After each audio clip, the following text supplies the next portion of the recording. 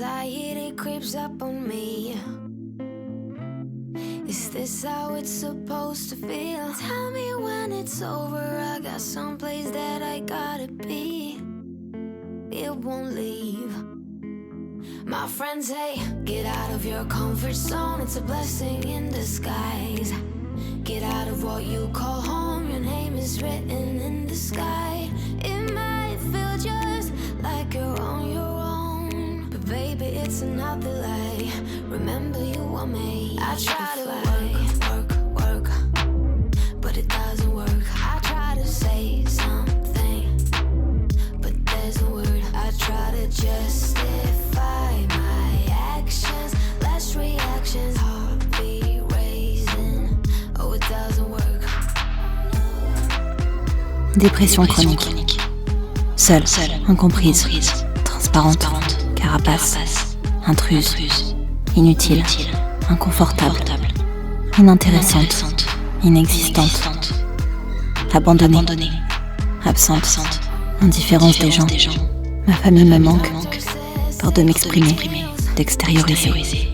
Suis trop, parle pas au mien, peur de décevoir, sans pas aimer par les autres. Les autres. Cercle vicieux, pas à la hauteur. Fragile, la vie continue.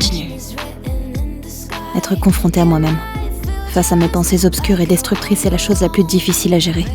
Je peux être dangereuse quand je suis triste et perdue.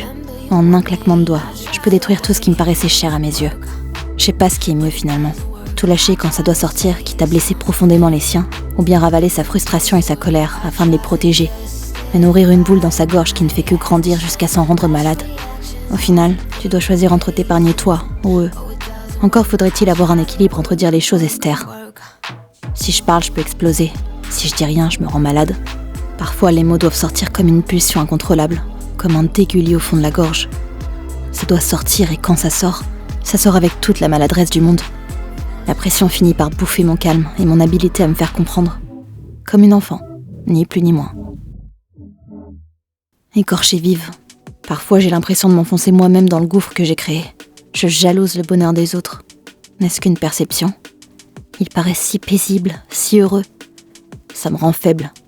Ça m'enfonce plus bactère. Je sais pas si je veux vraiment être aidée. J'aime trop ma solitude. Je nourris une frustration. J'ai si peu confiance en moi que je m'exclus du monde, pensant ne pas être assez intéressante, jolie, charismatique, dans ma coquille. Ce que je dis a du sens ? Je m'en fiche, ça doit sortir. Tu passeras par là très souvent dans ta vie. Car ta vie, c'est des hauts et des bas. Et c'est quand t'es au plus bas, que t'es en alerte, que tu apprends à reconnaître le bonheur des choses simples. Parfois, il suffit d'arrêter de penser et d'agir. Penser tes plaies en occupant ton temps et ton esprit à la construction d'un puzzle, par exemple.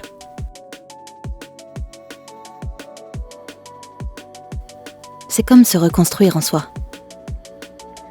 Une métaphore logique. Penser que reconnecter les pièces les unes avec les autres t'aidera à joindre les deux bouts, à prendre du recul sur tes sentiments et à y voir plus clair. Une stratégie de déconnexion qui focalise malgré tout ton énergie et tes pensées à réparer, fixer, bâtir, construire, repartir de zéro.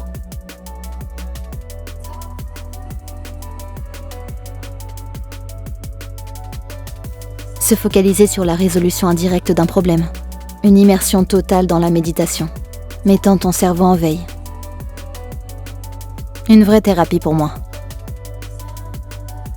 Je focalise toute ma détresse dans un nouveau projet. Une épreuve qui demande de la patience, de la concentration et une dévotion totale dans ce que je rassemble.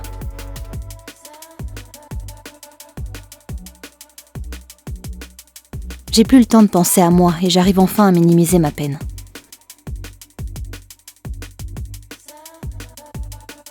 Quand ça va mal, et nos pensées sont tranchantes. Entoure-toi de personnes bienveillantes. N'imprègne pas leur malheur, et si par hasard tu côtoies quelqu'un qui va mal, ne leur transmets pas tes ondes négatives. Pèse tes mots, réfléchis à 2 fois. Tu broies du noir, prends le temps de t'écouter, embrasse ta solitude le temps d'un moment.